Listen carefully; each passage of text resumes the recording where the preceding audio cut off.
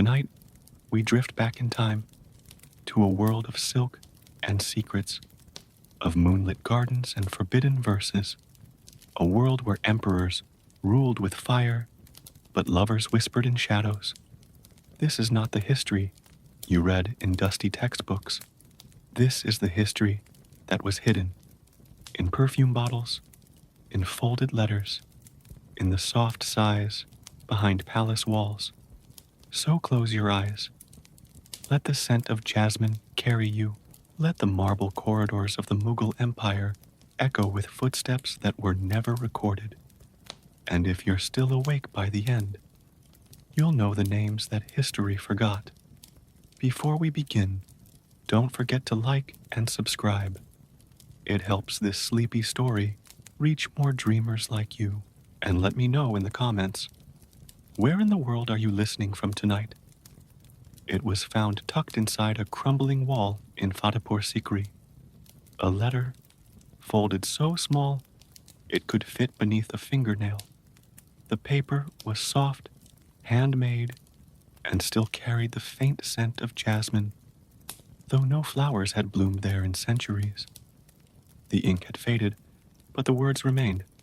To the one whose eyes hold the monsoon, I write by the light of a stolen candle, while the palace sleeps and the moon listens.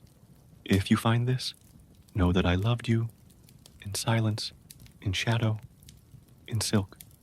No name, no date, just a signature. Z.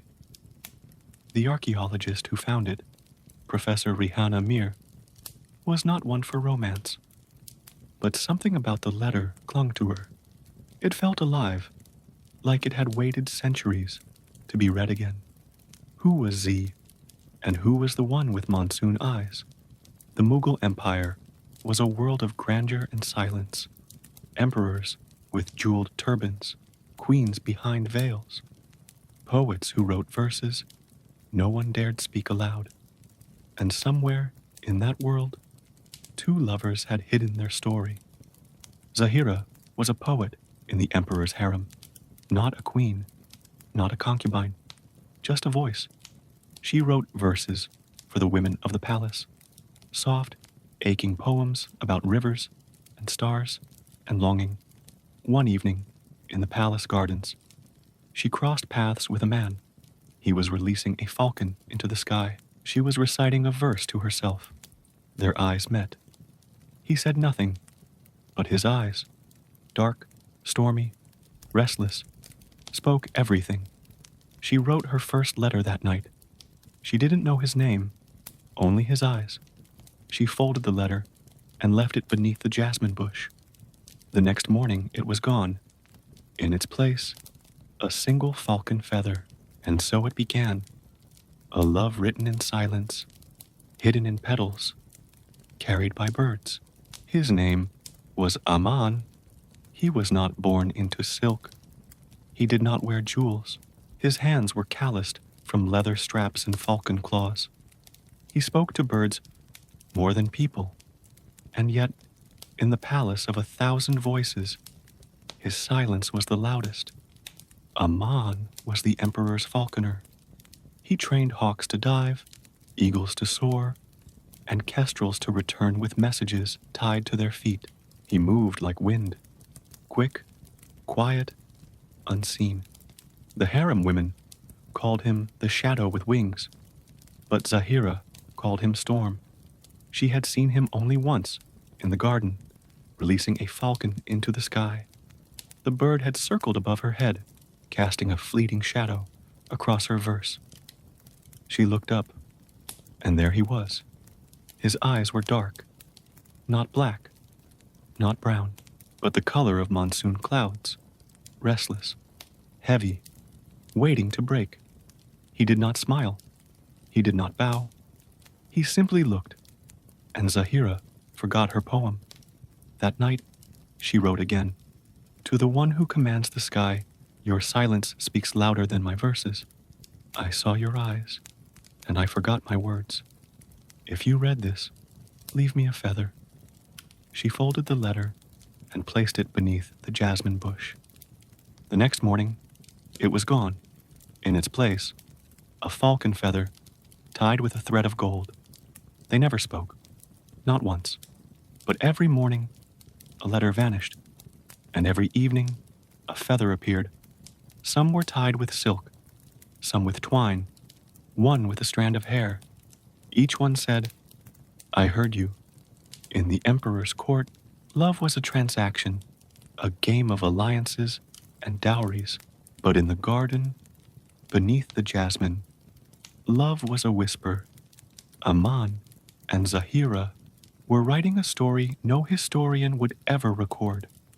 And yet, it was real. As real as the scent of jasmine, as real as the ink on her fingers, as real as the storm in his eyes. In the Mughal Empire, the palace gardens were quiet at dusk. The fountains whispered, the peacocks slept, the jasmine bloomed, and Zahira wrote. She sat beneath the same bush where the falcon feather had appeared, her ink-stained fingers moving slowly across rice paper. Her verses were softer now, less clever, less polished. They trembled, like her heart. I do not know your voice, but I know your silence. It wraps around me like dusk, and I wait for it to speak. She folded the letter and tucked it beneath the petals. That night, the wind rose. It carried the scent of rain, the rustle of leaves, and something else, something feathered. A falcon circled overhead, then dropped low, brushing the air above her head. It landed on a nearby branch, watching her with tilted eyes. Around its leg, a thread of silk. Tied to it, a scrap of parchment. Zahira's breath caught. She reached for it. No words, just a drawing. A single eye, shaded in charcoal, stormy and dark. Her hand trembled. He had answered. From that night on, the wind became their messenger. She wrote verses. He sent feathers, drawings, pressed petals. One day, a tiny vial of perfume. Another, a lock of hair, his, tied with hers. They never spoke, but the wind knew their names. In the harem, whispers stirred. The poet had changed. Her verses were warmer, her silences longer. She smiled at nothing, and the falconer, he lingered near the gardens more often, his birds circling lower, slower, but no one saw the letters. No one saw the wind. Only the jasmine knew, and it kept their secret. His name was Idris. He walked like smoke, slow, curling, impossible to hold. He was the emperor's perfumer, keeper of scents, master of memory. In the Mughal court, perfume was not luxury. It was language. A drop of rose oil could mean desire. A trace of vetiver, mourning. Idris knew them all. He had access to every chamber, every garden, every secret. And one day, he noticed the jasmine bush. It was blooming too early, too often.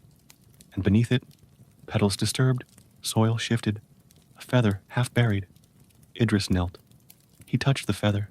He sniffed the air. Jasmine, ink, and something else. Longing.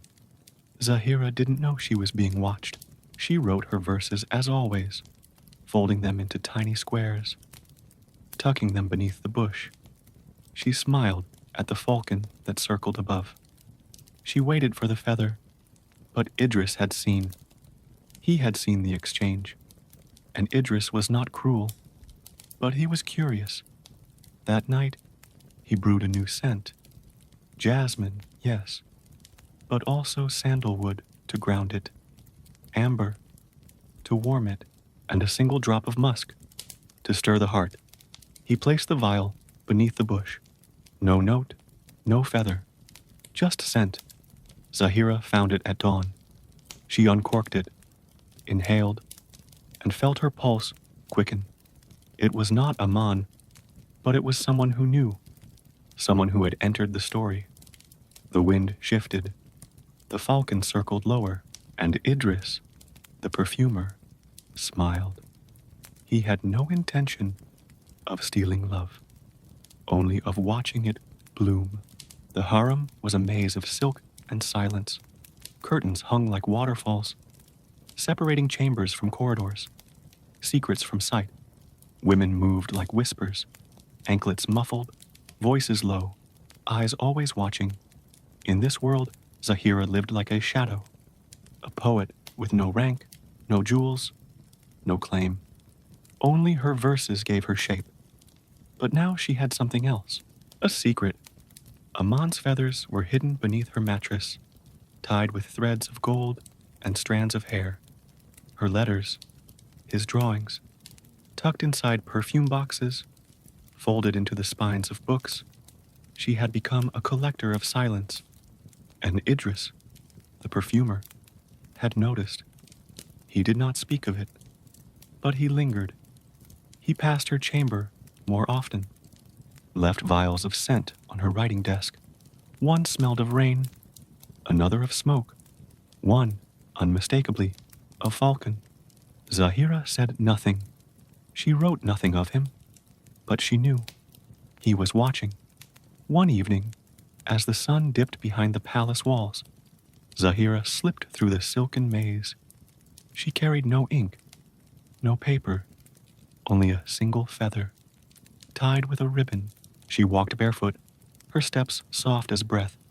She reached the jasmine bush, bent low, placed the feather, and turned to leave. But someone was there. Not Aman, not Idris. A servant girl, no older than 15, eyes wide with curiosity. Zahira froze. The girl said nothing, just looked, then smiled, and walked away. The shadows were no longer safe. Too many eyes, too many scents, too many silks.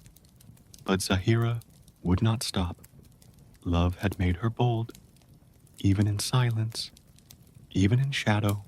The mirror room was forbidden, not by law, but by silence. It was a chamber of glass and light, hidden deep within the harem.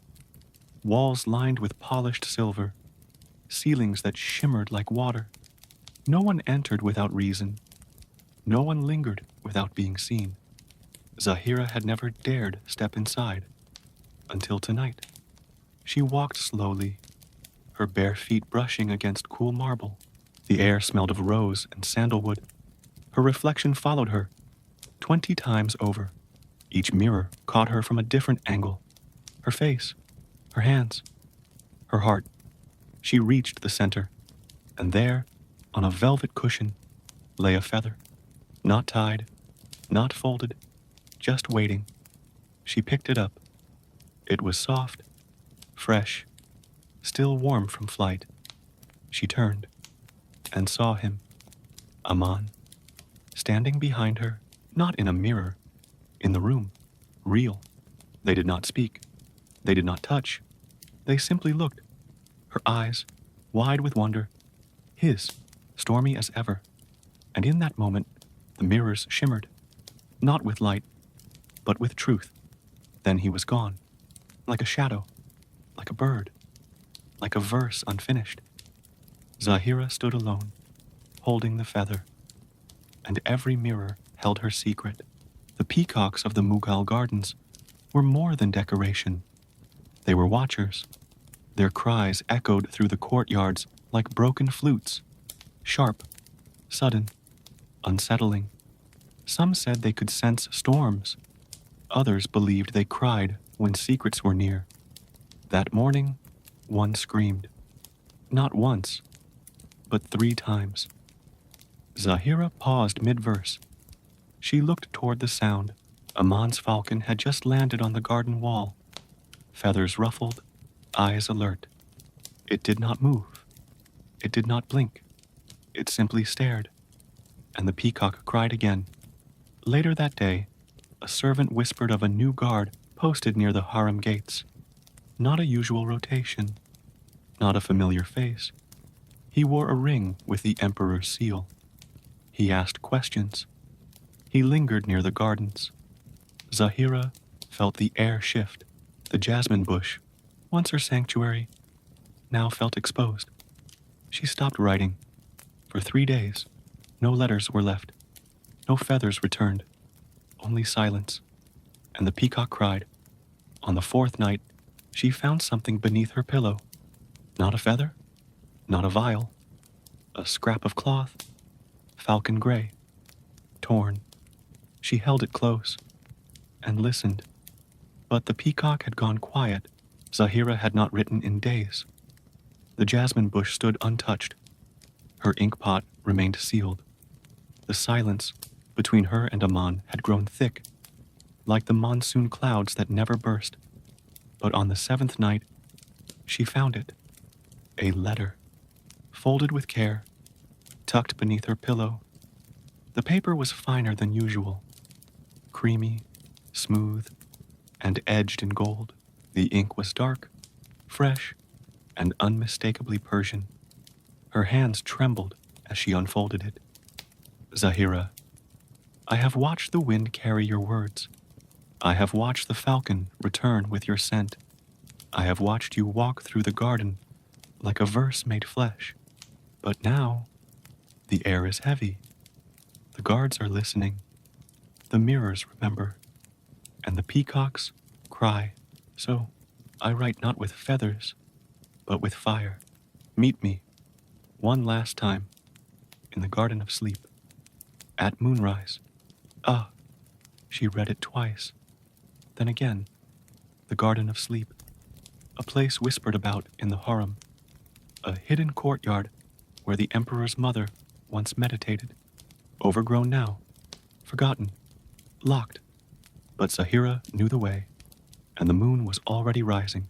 She dressed in silence. No anklets, no perfume, only a soft shawl and a heart that beat too loudly. She slipped through the corridors like breath, past the perfumer's chamber, past the mirror room, past the peacock, who watched her with one eye open, and into the night. The garden of sleep waited. So did Aman, and the story was about to turn. Diwali arrived like a dream. The palace shimmered with lamps, hundreds, maybe thousands, lining every corridor, every courtyard, every window. The air smelled of ghee and rosewater. Silk rustled, anklets chimed, laughter echoed through the harem like wind through chimes. But Zahira was quiet. She watched the lights from her chamber, her fingers resting on a blank page. She had not written since the letter in Persian ink. She had not seen Aman since the mirror room. And tonight, the palace was too bright, too loud, too awake. Still, she dressed, not in gold, not in red, but in deep indigo, like the night sky before a storm. She walked through the celebration like a shadow, smiling when spoken to, nodding when bowed to, but never stopping. She reached the garden. The jasmine bush was glowing. Someone had placed tiny lamps around it, their flames flickering like secrets, and beneath the petals, another letter, folded, tied with a thread of silver. She opened it. Tonight, the palace sleeps with its eyes open, but the garden of sleep still waits. I will be there, if you dare. No signature, but she knew. She waited until the last lamp dimmed, until the laughter faded, until the peacocks slept. Then she slipped away, through the silken maze, past the perfumer's door, past the mirror room, and into the garden. Aman was waiting. No falcon, no feather, just him and the light of a single lamp between them. They did not speak. They did not touch. They simply watched the flame and let it burn. The Mughal palace was built to hold secrets. Its walls were thick with silence. Its corridors curved like questions. Its ceilings arched like eyebrows raised in suspicion. Every whisper lingered. Every glance was remembered. And every love story, if not sanctioned, was swallowed whole. Zahira had always trusted the walls. They held her verses, her sighs, her silence, but now they were whispering back. It began with a sound, soft, barely audible, a rustle behind her chamber wall. She paused mid-verse, listened. Nothing. Then again, scratching, like a mouse, or a message. She pressed her ear to the stone. Stillness. But her heart was no longer calm. The next morning, Idris appeared. He brought her a vial of perfume, amber and vetiver, warm and smoky. She thanked him. He lingered. "You've stopped writing," he said. Zahira blinked. "I've been tired." He nodded slowly. "The walls are not tired. They've been speaking." She froze. "What do they say?" Idris leaned closer, his voice barely breath. "They say a poet has found a storm, and the storm has eyes." Zahira's pulse quickened. She smiled faintly. "Then the walls are romantic." Idris did not smile. "They are jealous." That night, she returned to the Garden of Sleep. Aman was waiting. He looked different, tense, alert. "The guards are listening," he said. She nodded. "The walls, too." He handed her a letter. It was not folded, not hidden, just open. "If they hear us, let them read us." She took it, held it close, and for the first time, she wrote in daylight. Her verses changed, no longer secret, no longer soft. They spoke of longing, yes, but also defiance. "Let the emperor read my heart. Let the perfumer bottle my breath. Let the walls echo my name. I will not whisper anymore." The harem stirred. Women read her words and smiled. Servants passed her chamber and paused. Even the peacocks cried less. But Idris watched, and the emperor listened. And the walls, oh, the walls. They whispered louder. In the Mughal court, words were currency. Poets were prized. Scribes were powerful. A single verse could sway an emperor's mood or seal a queen's fate. And among the scribes, none were more ambitious than Farid. Farid had ink in his veins and envy in his heart. He had once admired Zahira's verses, her rhythm, her restraint, but admiration curdled into resentment when her poems began to change, when they grew warmer, bolder, more alive, and when whispers spread that her words were not hers alone. Farid listened. He watched. He waited. One evening, Farid followed her. He kept to the shadows, his robes blending with the stone. Zahira moved with purpose, her steps soft, her shawl trailing like smoke. She passed the perfumer's chamber, the mirror room, the peacock fountain, and entered the Garden of Sleep. Farid did not follow her in. He waited, and when she emerged, her eyes glowing, her fingers clutching a folded letter, he knew.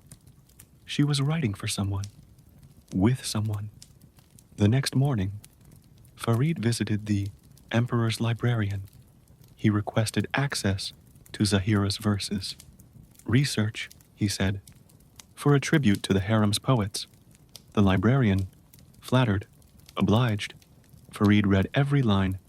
He traced the shift in tone, the change in metaphor, the sudden appearance of storm imagery, falcons, feathers, eyes. He copied the verses and added his own. That evening, he presented a scroll to the emperor. "A poem," he said, bowing low, inspired by the whispers of the harem. The emperor read. His brow furrowed. His fingers tightened. He said nothing, but the scroll was placed beside his throne, and Farid smiled. Zahira felt the shift immediately. Servants avoided her gaze. Her ink pot was replaced with a smaller one. Her chamber door creaked more often. Even Idris, the perfumer, grew distant. His vials less fragrant, his visits shorter. She wrote less, but she watched more, and one night She found a letter beneath her pillow. Not from Aman, from Farid. Your verses are beautiful, but beauty shared is beauty wasted. Let me help you preserve it. Let me help you rise. Zahira burned the letter. She met Aman in the garden. He was tense. I've been followed, he said. She nodded. So have I. They sat in silence. The jasmine bloomed around them, unaware. I will not stop, Zahira whispered. Nor will I, Aman replied. And they kissed. For the first time. Soft. Slow. Like a verse written in breath. But Farid had seen, and Farid would not forget. The moon was full. It hung over the Mughal palace like a silver eye, watching, waiting, unblinking. The air was still, heavy with the scent of jasmine and judgment. Even the peacocks were silent. Zahira stood in the center of the Diwan-i-Khas, the hall of private audience. But tonight, it was not private. Tonight, it was a court, and she was the accused. The emperor sat on his throne, carved from marble and inlaid with rubies. His face was unreadable. His fingers tapped the armrest slowly, rhythmically, like a drum counting down. Around him, nobles whispered. Scribes scribbled. Guards stood like statues. And Idris, the perfumer, watched from the shadows, his eyes soft, but his silence sharp. Farid stood beside the emperor, smiling. A scroll was read aloud. Verses, Zahira's verses, but twisted, rewritten, stripped of metaphor, made to sound like rebellion, like seduction, like treason. She listened, her heart pounding. She did not speak. Not yet. Then the emperor turned to her. Did you write these? Zahira stepped forward. Her voice was steady. I did. Murmurs rippled through the hall. And who were they for? The emperor asked. Zahira paused. She could lie. She could protect Aman. She could protect herself. But she was done hiding. They were for the falconer, she said. Gasps. Even Idris flinched. Farid's smile widened. The emperor leaned forward. And why? Zahira met his gaze. Because he saw me. Silence. Then laughter. Not cruel. Not mocking. Just surprised. The emperor stood. He walked slowly toward her. His robes whispered across the marble. He stopped inches from her face. You are bold, he said. Zahira nodded. I am in love. The emperor turned. He looked at Farid, then at Idris, then at the guards. Bring the falconer. Aman was dragged in moments later, his robes torn, his lip bloodied, but his eyes, still stormy, still proud. He saw Zahira and smiled. The emperor looked between them. You have broken rules, he said. You have crossed lines. Neither spoke. You have written verses that stirred hearts. Still silence. And yet, he paused. I have not read such beauty in years. Farid's face fell. Idris blinked. The emperor turned to Zahira. You will no longer write in secret, he said. You will write for me. Zahira's breath caught. And the falconer? The emperor smiled faintly. He will train my birds and stay out of trouble. They were not free, but they were not punished. They were seen, and in the Mughal court, that was rare. That night, beneath the moon, Zahira and Aman returned to the garden of sleep. They did not speak. They did not write. They simply sat and let the silence bloom. The palace had returned to its rhythm. The scandal had passed, at least on the surface. Zahira still walked the corridors, her head held high. Aman still tended to the falcons, though now under closer watch. The emperor had not spoken of the trial again. But Idris had not forgotten. He moved through the palace, like a breeze scented with memory. His vials clinked softly in his satchel, his fingers stained with saffron and sandalwood. His eyes, always watching. He had seen the lovers in the garden. He had read the verses before they were burned. He had known, long before Farid, that something was blooming, and he had said nothing, because Idris too had a secret. Years ago, before Zahira arrived, Idris had loved someone, a poet, a man with ink-stained hands and a voice like velvet. They had met in the emperor's library, reaching for the same scroll. Their fingers touched, their eyes met, and the silence between them had been louder than any verse. They had written to each other in scent, a drop of rose on a handkerchief, a trace of oud on a pillow, a vial of amber left on a windowsill. No one knew, no one could know, because the poet was promised to a nobleman's daughter, and Idris was just the perfumer. One day, the poet vanished. No warning, no farewell, only a final scent left behind, bitter orange and myrrh, grief. Idris had never spoken of it, never written of it, but when Zahira began to write her secret verses, when he saw the way she looked at the falconer, he felt something stir, not jealousy, not envy, recognition. He had seen this kind of love before, and he knew how easily it could be taken. That night, Idris returned to his chamber and opened a hidden drawer. Inside, a bundle of old letters, faded, fragile, still fragrant. He unfolded one. To the one who smells of rain, I cannot be yours, but I will always be your silence. He closed his eyes, and for the first time in years, he wept. The next morning, he visited Zahira. She was in the garden, writing. He approached quietly, holding a small bottle. "This is for you," he said. She looked up, surprised. "What is it?" "A scent I never finished." She uncorked it, inhaled. It was unlike anything she had ever known. Not floral, not sweet, but deep, layered, like memory. "What's it called?" she asked. Idris smiled faintly. "Unspoken?" She looked at him, really looked, and saw the sadness in his eyes. "You've loved like this," she said. He nodded. "Then you know how it ends." Idris looked away. "No," he whispered. "I only know how it was taken." He left her with the bottle, and a warning. Farid is not finished. He wants more than your silence. He wants your story. Zahira's grip tightened on her pen. "Then I'll give him a story he can't rewrite."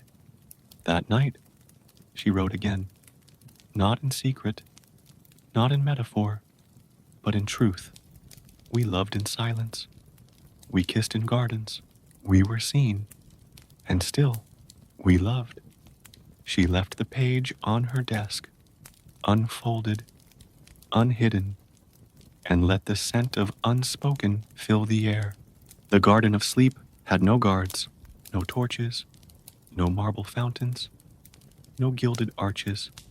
It was a forgotten corner of the palace, tucked behind a crumbling wall, overgrown with vines and shaded by an ancient fig tree. Once, it had been a place of meditation for the emperor's mother. Now, it belonged to silence, and to them, Zahira and Aman, their sanctuary, their secret, their only truth. That night, Zahira arrived first. The moon hung low, veiled in clouds, casting a silver hush over the garden. The air was thick with the scent of jasmine and damp earth. She sat on the stone bench beneath the fig tree, her shawl wrapped tightly around her shoulders, her heart beating like a distant drum. She waited, and he came. Aman stepped through the vines, his silhouette familiar now. Broad shoulders, quiet steps, eyes that held storms and softness in equal measure. He sat beside her, Neither spoke. They didn't need to. The silence between them was full of letters, of glances, of feathers and verses and breathless nights. Zahira reached into her sash and pulled out a folded page. I wrote again, she said softly. Amayan took it, his fingers brushing hers. He unfolded the page and read, If the world were blind, I would still find you, by the sound of your silence, by the scent of your skin, by the way the air changes when you are near. He closed his eyes and exhaled. I have something for you, he said.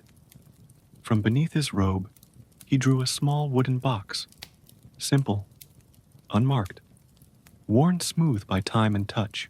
Zahira opened it. Inside, feathers, dozens of them, each one she had left, each one he had kept, some still tied with silk, others with twine, one with a strand of her hair. She looked up, eyes wide. You kept them. I never throw away what speaks to me. They sat in the garden for hours, talking, for the first time, truly talking. He told her of his childhood in the hills of Kashmir, of how he learned to speak to birds before he spoke to people, of how he came to the palace not as a falconer, but as a prisoner's son. She told him of her mother's lullabies, of the first poem she ever wrote, of how she learned to hide her heart in metaphors. They laughed, they cried, they kissed again, longer this time, deeper, like two verses finally finding their rhyme. But the garden was not deaf, and the walls, even here, had ears. A shadow moved behind the vines. A breath caught, a footstep retreated, and the secret, once safe, began to slip. Later, as they parted, Aman pressed his forehead to hers. We may not have forever, he whispered. Zahira nodded. But we have this. He smiled. And this is enough. She returned to her chamber just before dawn. The palace was still asleep. The lamps had burned low. The peacocks had not yet stirred. But on her writing desk, she found something new. A scroll, unmarked, unfolded. Inside, her poem, the one she had given Aman, copied, word for word, and beneath it, a single line in unfamiliar handwriting. Even gardens dream, but dreams are easy to wake. Zahira's hands trembled. The garden of sleep was no longer theirs alone. Someone had been watching, and the dream was beginning to crack. In the Mughal Empire, Aman stood on the palace rooftop. The sky was pale with dawn, the wind restless. His falcon perched on his arm, feathers ruffling, eyes sharp. Below, the palace stirred. Servants waking, guards shifting, verses waiting to be written. But Aman was not thinking of duty. He was thinking of escape. Zahira had written again. If they cage you, fly. If they silence you, sing. If they watch you, love louder. He read the words beneath moonlight, and something inside him broke open. Not with fear, with clarity. He released the falcon. It soared into the sky, circling once, then vanishing into the clouds, tied to its leg. A letter, not for Zahira, for the Emperor. I will not be your shadow. I will not be your silence. I am wind. I am flight. I am hers. By midday, the falcon returned. No reply. Only a torn ribbon. Gold, from the Emperor's seal. Aman smiled. He had been seen. And still, he flew. In the Mughal Empire, Zahira stopped writing. Not because she had nothing to say, but because the palace had started listening too closely. Every verse was read, every metaphor dissected, every pause questioned. She had become a poet of scrutiny, not of longing. So she chose silence. Her inkpot remained sealed, her paper untouched. She walked the gardens without a pen, sat beneath the jasmine bush without a letter. Even Aman noticed. "You've gone quiet," he said one evening. She nodded. "I'm tired of being heard by those who don't understand. The emperor sent for her. He missed her verses," he said. She bowed politely. "I'm still writing," she lied. "Just not with ink." He raised an eyebrow and let her go. Idris visited her chamber. He brought no perfume, only a question. "Is silence your rebellion?" Zahira looked at him. "No," she whispered. "It's my refuge." But silence has a sound, and hers began to echo. In the halls, in the gardens, in the heart of the falconer. Aman left a feather on her windowsill. No ribbon, no message, just presence. She held it close and listened. The emperor rarely left his private chambers, but that night he wandered. No guards, no fanfare, just silk robes and silent steps. The palace slept, unaware that its ruler moved like a ghost through its marble veins. He passed the perfumer's wing, the mirror room, the garden, and finally, the library. There, in the hush of old scrolls and forgotten ink, he found Zahira's verses. Not the ones Farid had twisted, the real ones, the ones Idris had quietly preserved. He read them by lamplight, line after line, each word a thread, each stanza a wound. To love in silence is to speak in stars. To be seen is to vanish. He closed his eyes and remembered a girl with laughter like rain, a letter he never sent, a name he had buried. A single tear slipped down his cheek.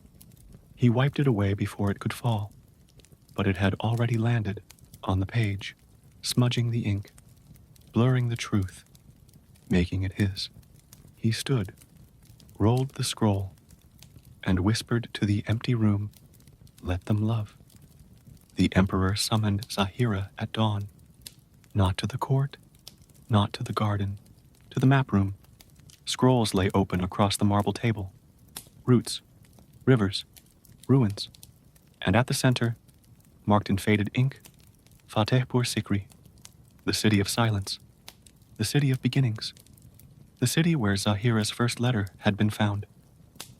"I'm sending a caravan," the emperor said, "to restore what was lost." Zahira stepped closer. "Sikri," he nodded. It's time the empire remembered its forgotten heart. She felt the air shift. Sikri was more than a city. It was the place where her words had first bloomed, where Aman's silence had first spoken, where the jasmine had first whispered. That night, she told Aman. He listened, then smiled. "We should go." She blinked. "You mean, leave?" He nodded. "Not as fugitives, as pilgrims, to the place where we began." The next morning, they joined the caravan. No fanfare, no farewell, just two lovers beneath a rising sun, and behind them, the palace watched and waited. Sikri greeted them with silence. The city, once the jewel of the Mughal Empire, now lay in ruins. Its red sandstone faded, its courtyards cracked, its fountains dry, but the air still held memory. Every breeze whispered stories.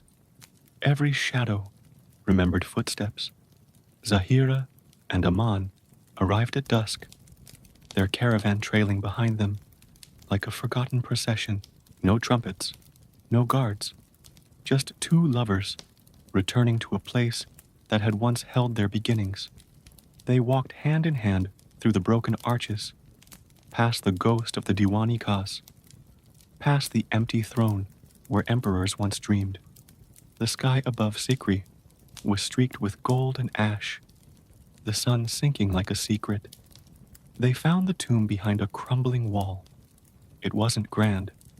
No domes, no marble, just two stone slabs beneath a fig tree, half covered in vines, unmarked, untouched, but unmistakably sacred.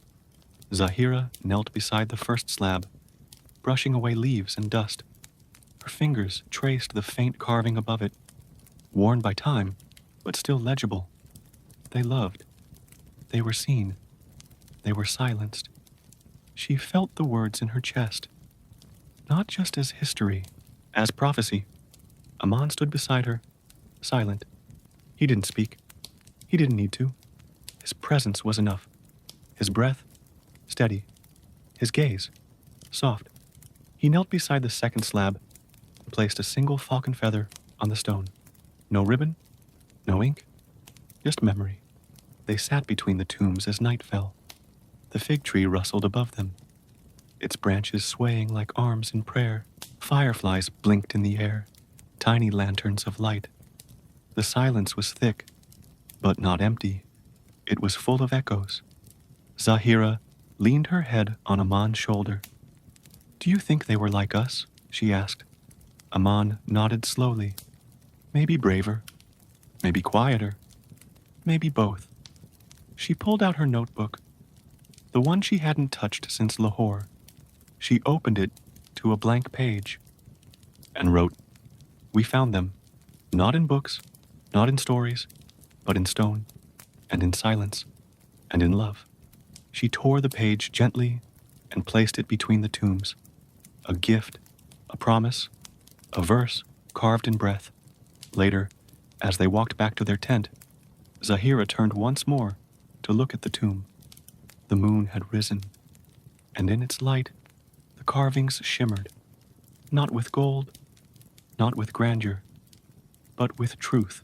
Sikri bloomed again, not with power, in the Mughal Empire, not with empire, but with words. Zahira and Aman stayed in the city longer than planned. Days turned into weeks. The tomb of the unnamed lovers became their sanctuary. Each morning, Zahira wrote beneath the fig tree.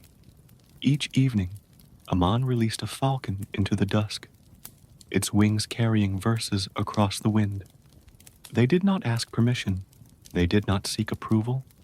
They simply lived and loved. One morning, Zahira awoke to find a scroll at her bedside. Not from Aman, not from the emperor, from a child, a girl who had wandered into the garden and found one of Zahira's poems tucked between the tombs. "I read your words. They made me cry, but the good kind, the kind that makes flowers grow." Zahira smiled. She folded the scroll and placed it beside the others. The garden was no longer silent. It was a library, a rebellion, a home. Aman carved a bench from fallen stone. He etched a single line into the backrest. "Let them read what we dared to feel." It became a place for visitors, for dreamers, for lovers, for those who had no voice, but still had a heart. One night, under a sky full of stars, Zahira sat beside Aman and opened her final notebook. She wrote slowly, softly, like a lullaby. We were ink, we were flight, we were silence, we were seen, and now we are verse. She closed the book, tied it with a ribbon, and placed it between the tombs. Not to be read, but to be remembered. The wind rustled the fig leaves. The jasmine swayed. The falcon circled once, then vanished into the moonlight, and the lovers lay back on the stone bench, eyes to the stars, hands entwined. No more secrets, no more trials, just breath and verse and sleep. The end. Thank you for dreaming with Zahira and Aman. May your heart stay soft. May your words stay brave. And may your silence always bloom into something beautiful. Good night.